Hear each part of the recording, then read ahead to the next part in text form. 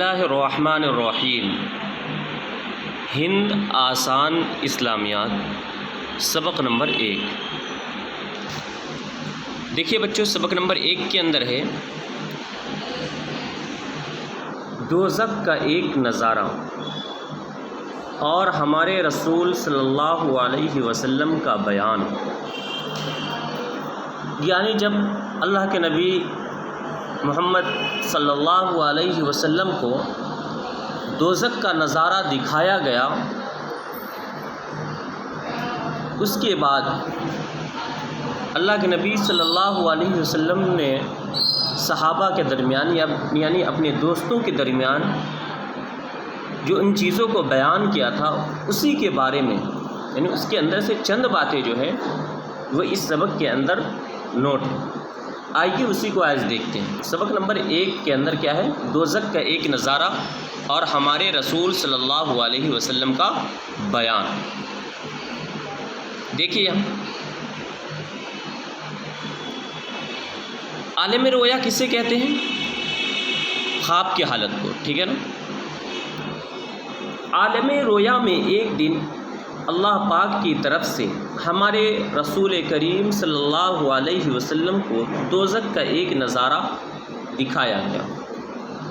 عالم رویا کسے کہتے ہیں؟ خواب کی حالت کو، نیند کی حالت کو، ٹھیک ہے نا؟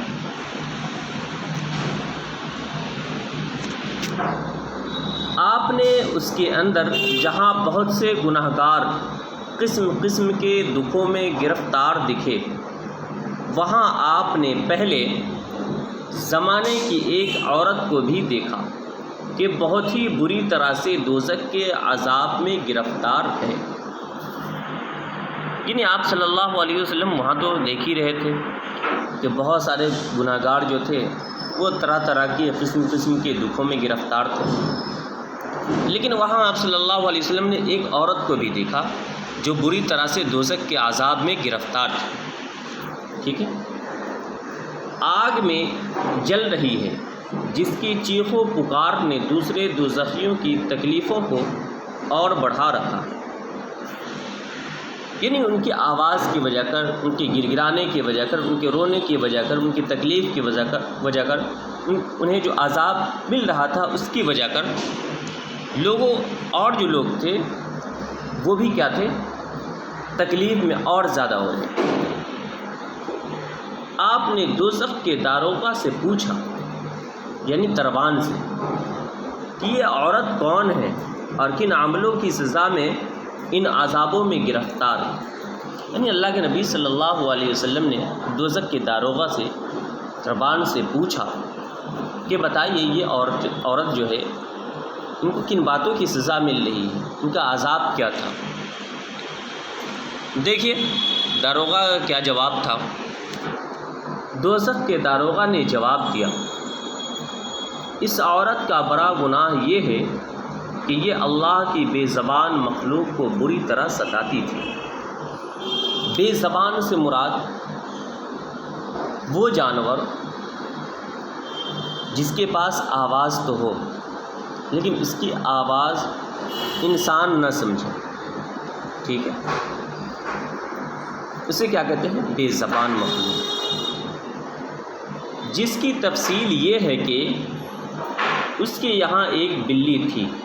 بظاہر بلی تو بولتی ہے، ٹھیک ہے نا، لیکن اس کی آواز ایک انسان نہیں سمجھ پاتا، ٹھیک ہے؟ ویسے اگر بولتی ہے تو ہم یہ قیاس سے سمجھ لیتے ہیں کہ شاید بلی کو بھوک لگی ہے یا جو بھی ہو بہرحال، لیکن عام طور پر اس کی بات جو ہے سمجھ میں نہیں آتی کہ بلی کیا کہتی ہے، ٹھیک ہے؟ جس کی تفصیل یہ ہے کہ اس کے یہاں ایک بلی تھی۔ ایک دن اس کے دماغ میں یہ خیال آیا کہ اس بلی کو پکڑ کر باندھ دینا چاہیے، چنانچہ اس نے ایسا کر ڈالا کہ بلی کو پکڑا اور اس کو رسی سے خوب مضبوط باندھ دیا اور اس کا کھانا پانی بالکل بند کر دیا، ٹھیک ہے؟ یہی گناہ تھا اس عورت کا۔ آگے دیکھیے، بلی کو اسی حالت میں دن رات رہنا پڑا مگر اس کو ذرا بھی رحم نہیں آیا۔ دوسرا دن بھی گزر گیا، بھوک و پیاس سے بلی میاؤں میاؤں کرتی رہی مگر اس کے پتھر سے دل پر اثر نہیں ہوا۔ پھر تیسرا دن بھی اسی حالت میں گزر گیا مگر یہ نہ اس کو آزاد کرنے کے لیے تیار ہوئی اور نہ کھانا پانی اس کے سامنے رکھا۔ ٹھیک ہے، آگے دیکھیے۔ آخر نتیجہ یہ ہوا کہ وہ بلی اسی طرح بھوک و پیاس کی وجہ سے تڑپ تڑپ کر مر گئی مگر اس کے دل پر اس کی تکلیف کا ایک ذرہ برابر بھی اثر نہ ہوا۔ آج جو کچھ آپ ملاحظہ فرما رہے ہیں یہ اسی گناہ کی سزا ہے۔ ٹھیک ہے، یعنی جو آپ دیکھ رہے ہیں، داروغہ کا جواب یہ تھا کہ آپ جو دیکھ رہے ہیں وہ اسی بات کی سزا دی جا رہی ہے اسے۔ بچوں، اس سے آپ کو معلوم ہونا چاہیے کہ مخلوق خدا پر ظلم کرنا کتنا بڑا گناہ ہے۔ مخلوق خدا یعنی جس چیز کو اللہ بنائے اس پر ظلم کرنا کتنا بڑا گناہ ہے۔ خاص طور پر بے زبان مخلوق پر اس قسم کے ظلم و ستم ڈھانا کتنا بڑا گناہ کہ اس کی سزا نہ صرف آخرت میں ملے گی بلکہ دنیا میں بھی اس کا برا نتیجہ سامنے آئے گا۔ بس عہد کرو کہ ہم ساری عمر اس بے زبان مخلوق کے ساتھ اچھا سلوک کریں گے اور ہر جاندار کے ساتھ نیک برتاؤ کریں گے، کیونکہ یہ ہمارے پیارے مذہب اسلام کی یہی تعلیم ہے۔ یعنی ہمارا دین بھی یہی سکھاتا ہے، ہمارا مذہب بھی یہی تعلیم دیتا ہے کہ ہم بے زبان مخلوق کے ساتھ اچھا سلوک کریں اور ہر جاندار کے ساتھ نیک برتاؤ کریں۔ ٹھیک ہے، اب یہاں دیکھیے کچھ الفاظ اور اس کے معنی ہیں۔ عالم رویا میں خواب کی حالت میں بے زبان مخلوق سے مراد جانور ہیں، وہ کسی بھی قسم کے ہو، سب اس میں داخل ہیں۔ ملاحظہ فرما رہے ہیں، دیکھ رہے ہیں، سامنا کر رہے ہیں۔ سوال و جواب انشاءاللہ کل۔ اس سے پہلے بک ورک دیکھیے۔ نیچے دیے گئے الفاظ کو خالی جگہ میں لکھو۔